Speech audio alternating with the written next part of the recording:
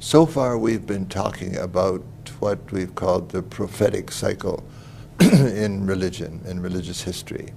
A cycle in which one prophet after another foretold the coming of what in the Christian terms is the kingdom of God on earth.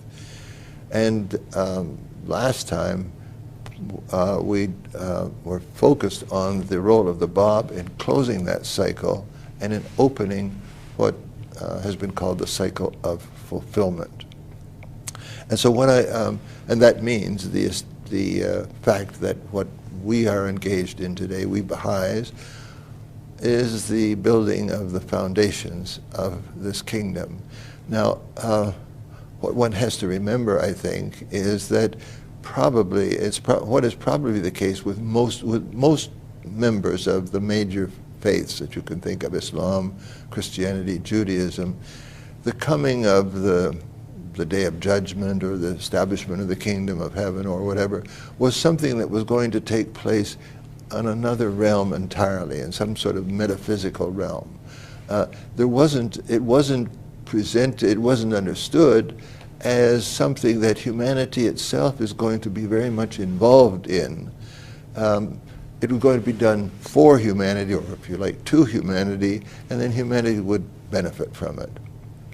That's clearly not at all what the Baha'i dispensation entails. And so what I'd like to do, perhaps before going any further, is reading a couple of sentences from Baha'u'llah, which discuss this day and its implications. He says, "The purpose underlying all creation is the revelation of this most sublime, this most holy day, the day known as the day of God in his books and scriptures. This is the day in which God's most excellent favors have been poured out upon man, the day in which his most mighty grace has been infused in all created things." And he gives a very interesting analogy. "This day a door is opened wider than both heaven and earth. An act, however infinitesimal, is, when viewed in the mirror of the knowledge of God, mightier than a mountain." So we're talking about something entirely different. It was the Bab who inaugurated this cycle, but the day of fulfillment is the Baha'i dispensation. It is the work of Baha'u'llah. He is not merely inaugurating it. The work that he has done has already begun to lay the foundations. And what all religion has always understood is that when this day comes, one of its, in fact, perhaps its most distinguishing feature is the unity of mankind. And that day there will be one fold and one shepherd.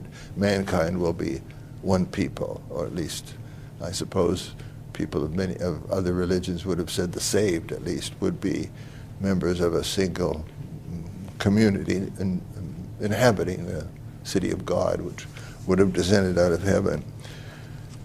Well, how is this unity to be achieved? If unity is the characteristic of the day of God, Baha'u'llah makes a very, very challenging statement. He says the instrument that achieves unity, it's not love, it's not any of these other highly positive qualities that people have come to cherish in religion in the past.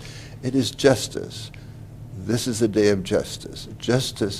It is justice in human affairs that will produce unity. Very much like in the development of a human being, when he arrives at the point of maturity and he can accept responsibility, something different happens to him. He has taken charge of his own life, of his own future, his own relationship with other people.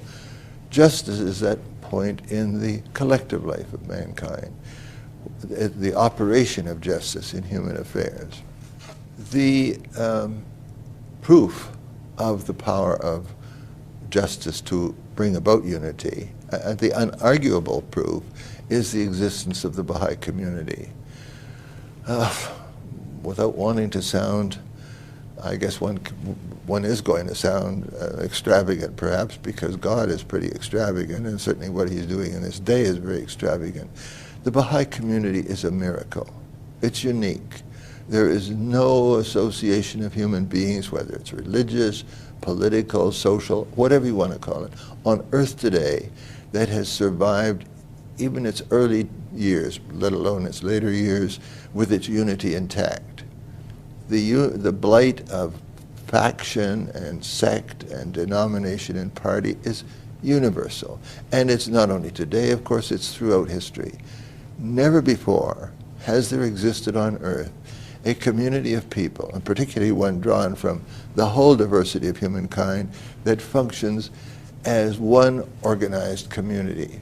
And in the process of achieving that goal,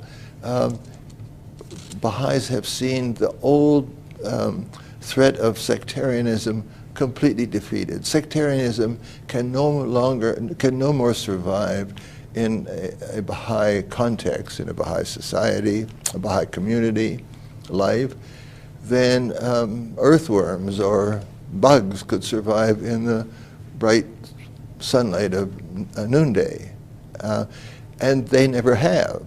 And so if you take a look at Baha'i history, and it's very useful for anybody who is interested in this subject to take a look at some of the passages, say the last third of the Guardian's book, God Passes By, and you see the complete dissolution of every single attempt to break up the Baha'i community in different parties or different factions or so on.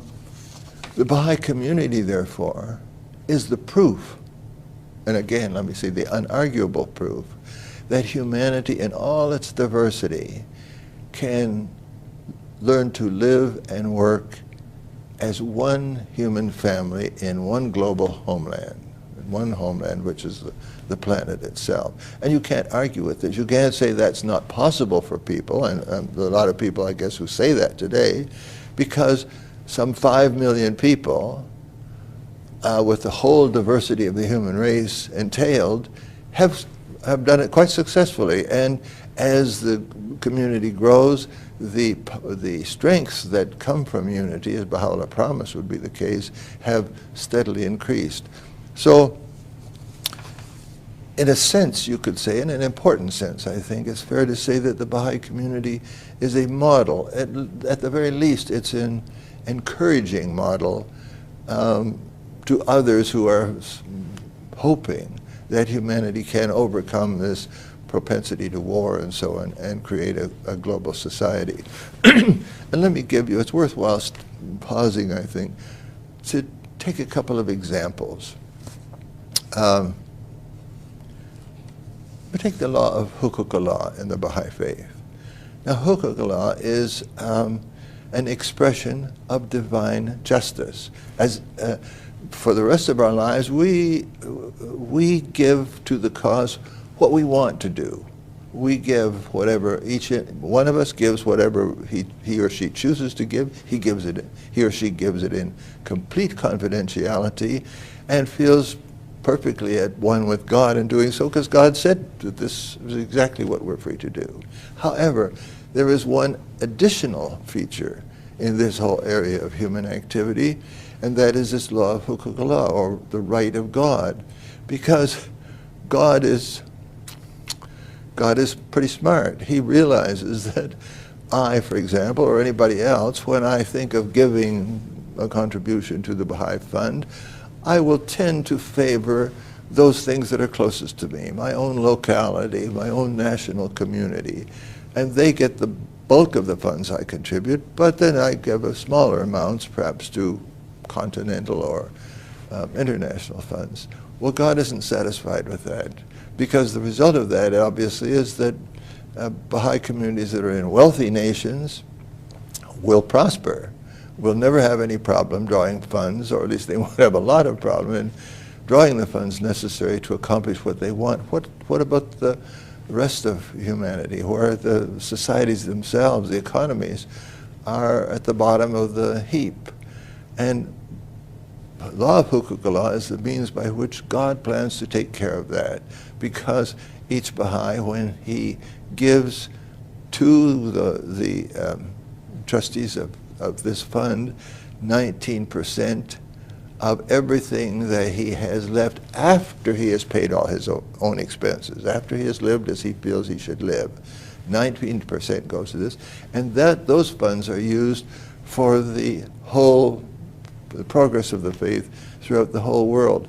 Now, these are early days, but what we're talking about, if you throw your imagination into the future, we are talking here about a massive transfer of capital in a Baha'i society on a scale that would boggle the mind today if you began to think of it. Baha'u'llah simply intends to establish justice in the distribution of human wealth without taking away the rights of people in parts of the world which have money, lots of money, to function in every other aspect of their lives as their own particular inclination prompts them to do. What's another example? Well, take Baha'i elections. Here, if two people, if when the votes are counted, and there's a tie vote between one person and a second person who represents some minority, some disadvantaged minority in that particular society, the latter person automatically is elected. You could say that's very arbitrary, but the purpose of it obviously is to assist and encourage disadvantaged minorities to catch up with the rest of society. And what is entailed in all of these examples is authority. We have arrived at the point in human history where authority is going to be exercised in a way that not only is beneficial and positive for the future of humankind, but is going to be recognizable as such if people at least give it a chance. Because whatever else one can say, authority is absolutely essential to any organized activity. We live in an age when people are in full flight from authority, whether it's parental authority or religious authority, political, whatever, educational, and so on. And that's understandable, perhaps, to some degree at least, because of the way authority has been abused. But it doesn't change the fact that without authority, nothing is possible. No organized activity is possible, and the conditions under which humanity would have to live in a society without it are unimaginable. Let me just give you one other example before I go on, and that's in Baha'i consultation. Here you have a law of consultation, the exercise, quite a clear exercise of authority on the part of Baha'u'llah, in which a decision is taken after consultation, and there may be a minority of people who don't agree, but they are required then to support it. There's no place for Her Majesty's loyal opposition in the functioning of Baha'i consultation. But at the same time, the whole group, the institution that has made this decision, including obviously the majority who have voted for it, must also be ready and willing and open to examining the consequences of the decision, so that if it proves to be faulty, they will be equally, as much as the other people, they will be ready to abandon their attachment to it and accept a reconsideration of the principle that's under discussion. Now, obviously, God's love and God's mercy are going to continue to be at the very heart of the Baha'i dispensation, as they have throughout religious history, because that's the nature of God. God is loving. God is merciful. The only thing that keeps us from experiencing His love and His mercy, Baha'u'llah says, is because we ourselves are not loving. If we are loving, then that love reaches us. But this does not change the fact that in this new dispensation, this dispensation of fulfillment, it is justice that is the really ruling principle of the conduct of human affairs. And it is that ruling principle because it is through justice, as I've said, that unity is achieved. And unity is the absolute requirement of any future development of civilization. So all of the context of all of this, of everything I've been saying, is the collective coming of age of humankind. And the coming of age of humankind collectively, as with an individual, is the requirement to grow up. We are being challenged, we as a people on this planet are being challenged to grow up, to mature, to accept responsibility, to accept the fact that some of our behavior has to be disciplined, that, for example, that, Baha'u'llah says that all of the natural wealth of the planet belongs to the entire human race. And if this makes us uncomfortable, it's getting out of our comfort zone is going to be part of growing up. We experience it in our personal lives. Why would we expect not to experience it in our collective life?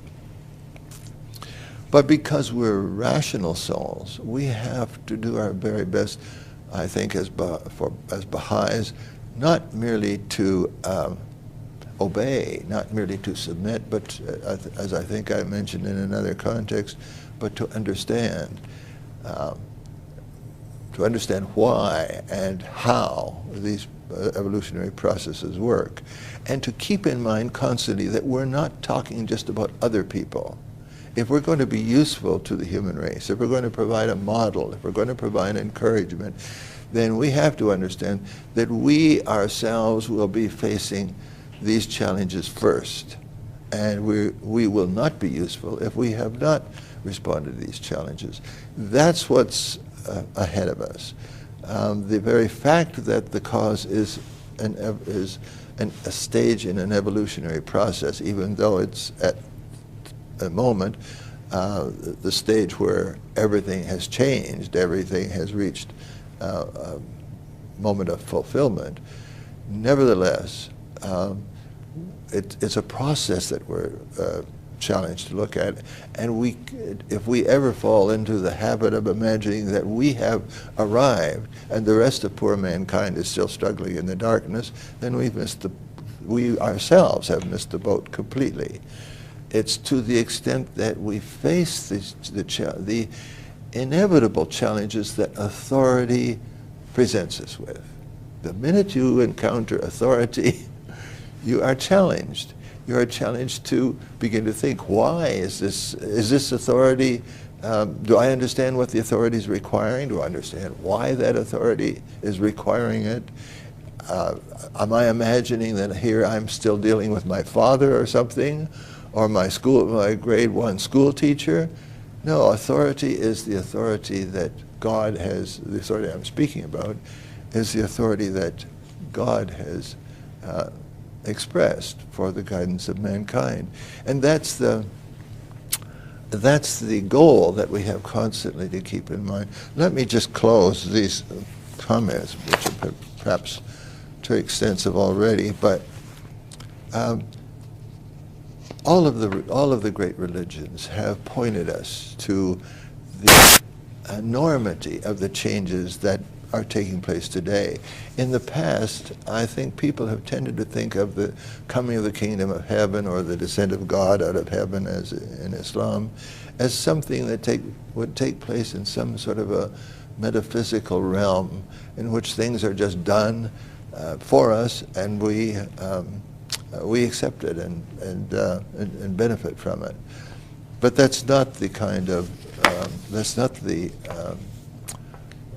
actual wording of even of the prophetic scriptures.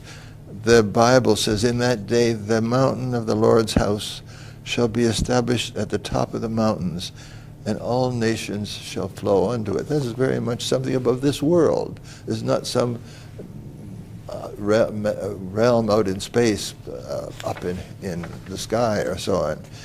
The same thing is true in the gospel.